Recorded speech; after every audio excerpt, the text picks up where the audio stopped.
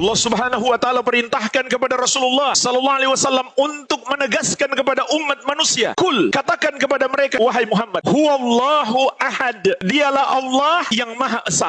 Artinya jemaah sekalian, hanya Dia pemilik kesempurnaan. Dilihat dari sisi manapun, Dia sempurna. Baik pada nama-namanya, sifat-sifatnya, perbuatan-perbuatannya, ketetapan-ketetapannya. Dia tidak memiliki kekurangan. Dia tidak memiliki aib sedikit pun. Hanya Dia yang Maha Esa, hanya Dia pemilik kesempurnaan. Kalau begitu jemaah sekalian, hanya Dia yang berhak disembah. Itulah sebabnya jemaah sekalian, surat ini disebut surat Al-Ikhlas. Padahal tidak ada kata ikhlas sedikit pun di dalam. Karena makna surat ini adalah hanya Allah yang berhak disembah. Karena hanya Dia pemilik kesempurnaan. Sebab ikhlas itu maknanya memurnikan ibadah hanya untuk Allah semata-mata. Sebagaimana juga firman Allah, "Wa ma umiru illa liya'budullaha mukhlishina lahuddina hunafa." Dan tidaklah mereka diperintahkan kecuali beribadah kepada Allah dengan mengikhlaskan semua ibadah hanya untuknya. Hunafa, mereka menjauhi kesyirikan. Maka tidak ada gunanya jika seseorang membaca ayat ini setiap hari, namun dia tidak menyalahkan orang yang menyembah kepada selain Allah. Padahal Allah menyatakan orang-orang yang menyembah selain Allah, mereka itulah yang disebut orang-orang yang kafir. Sebagaimana firman Allah, "Innalladzina kafaru min ahlil kitabi wal musyrikin." Sesungguhnya orang-orang kafir yang berasal dari dua golongan. Yang pertama golongan ahlul kitab, yang kedua orang-orang musyrik. Ahlul kitab, kenapa Allah sebut mereka kafir? Karena mereka orang-orang Yahudi menyembah Uzair dan mereka bilang Uzair anak Allah. Umat Nasrani, kenapa Allah bilang mereka kafir? Karena mereka menyembah Nabi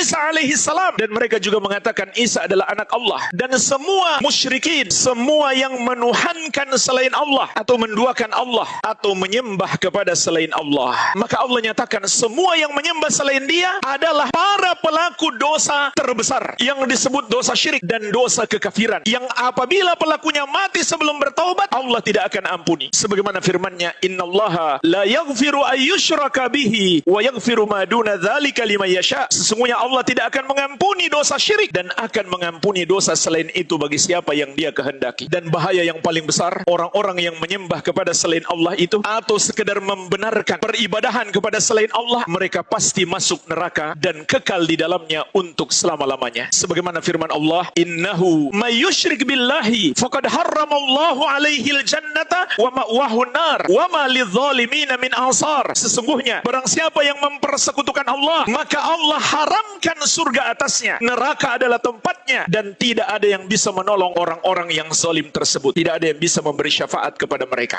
Mereka kekal di dalam neraka untuk selama-lamanya karena dosa mereka menduakan Allah. Allah mengatakan, "Qul huwallahu ahad." Katakanlah hanya Allah yang esa. Tapi mereka mengatakan ada yang lain selain Allah yang boleh disembah. Tapi mereka mempersembahkan ibadah kepada selain Allah. Maka nggak ada gunanya. Meskipun mereka mengucapkan "Qul huwallahu ahad", tapi mereka tidak mengamalkan apa yang terkandung di dalam ayat ini. Oleh karena itu jemaah sekalian, "Qul huwallahu ahad" itu sama artinya dengan la ilaha illallah, juga disebut kalimatul ikhlas. Karena la ilaha illallah maknanya la ma'budah haqqun illallah, tidak ada yang berhak disembah kecuali Allah. Kita ikhlaskan, kita murnikan semua amal ibadah kita hanya untuk Allah semata.